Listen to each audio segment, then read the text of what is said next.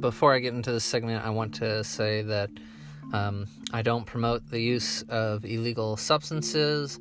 Don't take hallucinogens or psilocybin if you have schizophrenia, predisposition for schizophrenia, or other mental health disorders that could possibly be affected by the psilocybin or hallucinogens. Also, don't take hallucinogens or psilocybin if you are on depressants or antidepressants that change the chemical makeup of your brain. Certain ones can have a specific effect that could really damage you if you take them with psilocybin, so just watch out for that.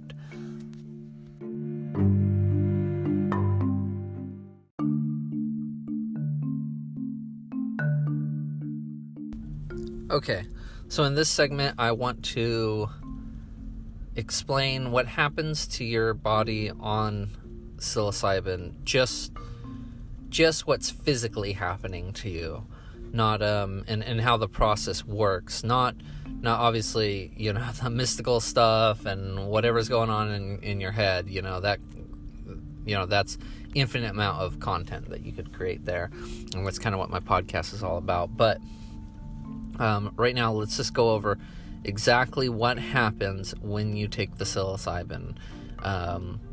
Let's first start off by saying that the mushrooms, right? They grow out of the ground. You pick them, and the only way you can take the mushrooms is you have to ingest them. You have to eat them, because the molecule itself, which it's the psilocybin molecule, it looks identical to your serotonin molecule, or it's very, very similar. And it also looks very similar to the DMT molecule. The problem with it is the psilocybin molecule will break down when exposed to extreme heats. So you can't smoke it. And the extraction of it is very hard. Basically, I know they've synthesized the molecule, but you can't. It's really hard to extract. And in fact, Paul Stamets says the only way you can extract it is through a cold extraction, through like an ice extraction. But anyways, the point is, you have to ingest the mushroom. That's the only way really you can, or the psilocybin. That's really the only way that you can take it. So you ingest it, and inside your stomach there's a what's called a pyloric valve. It's what opens. It's the thing that separates your stomach from your small intestines.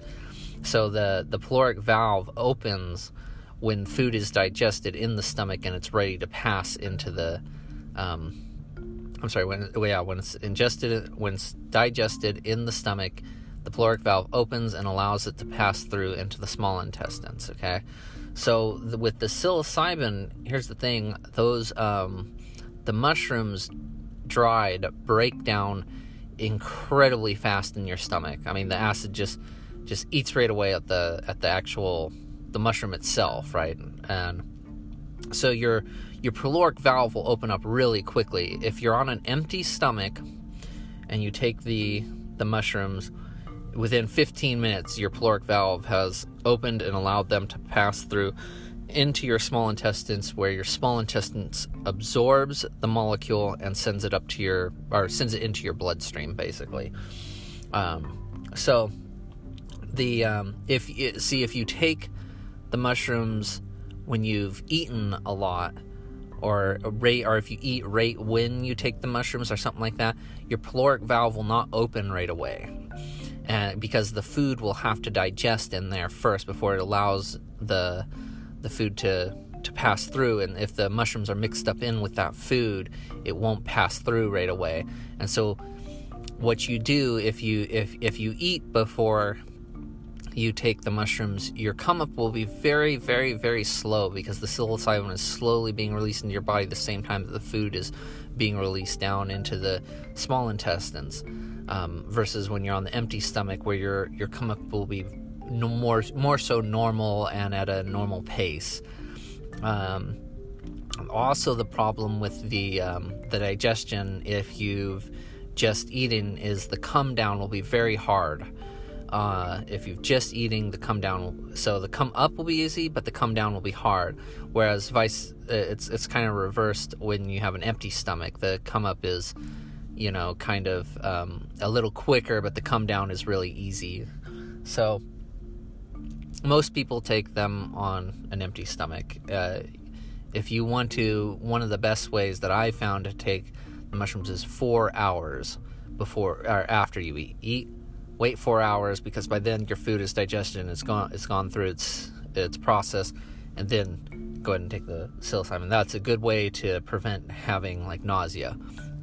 So anyways, once the mushrooms have entered your small intestines and your small intestines absorbs the molecule enters your bloodstream, and then it travels up into your brain.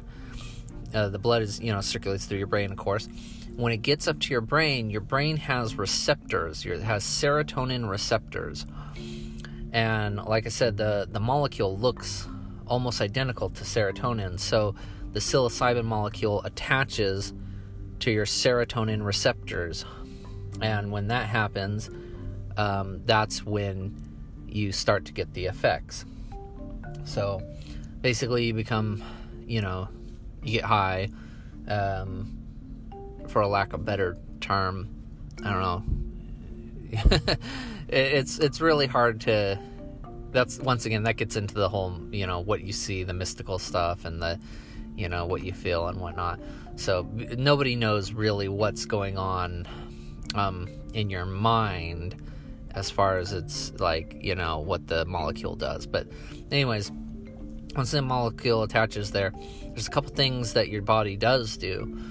And none of these are extreme. Well, one of them is a little extreme, but one of the things it does is it increases your heart rate. It increases your blood pressure, and it also increases your body temperature slightly.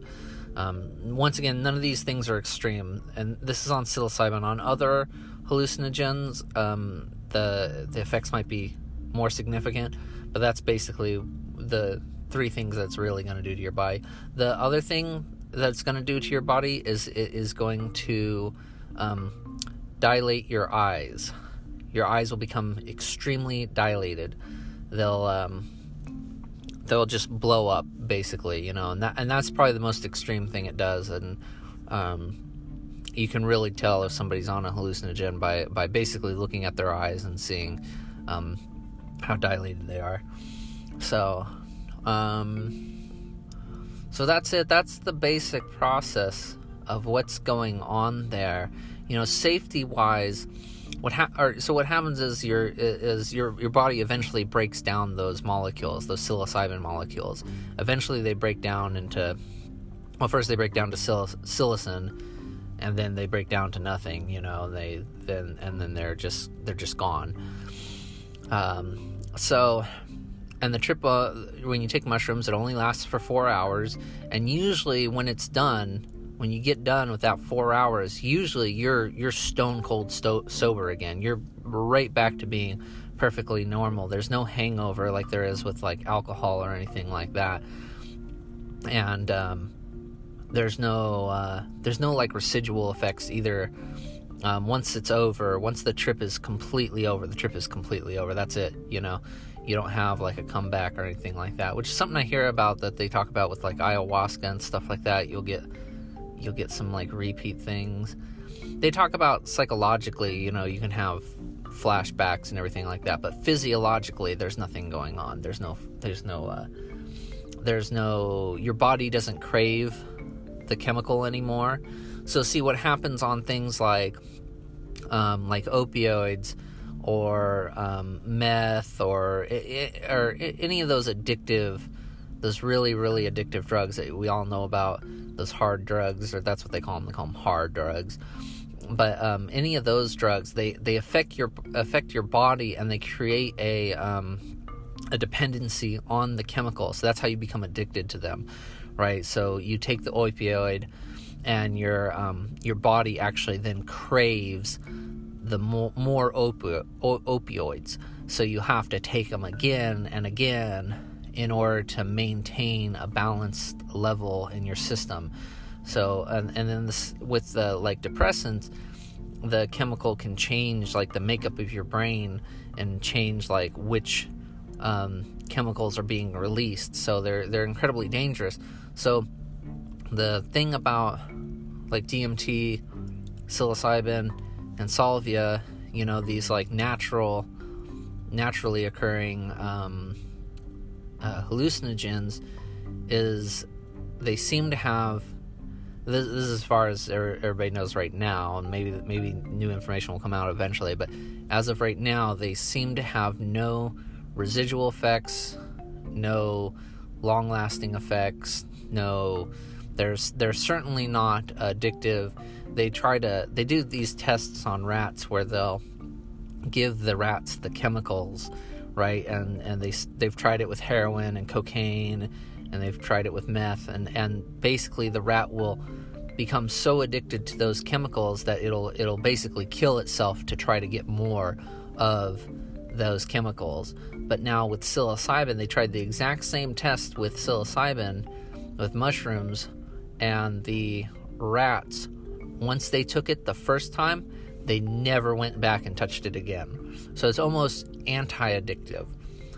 And there's all sorts of studies about how the psilocybin, for some reason, helps you be able to quit like smoking and alcohol, like just like cold turkey. There's like a ton of cases, you know, like well-documented cases on where people just like quit smoking after one psilocybin trip. Like, that's insane to think about. So anyways, I think that's the majority of the things that I wanted to go over.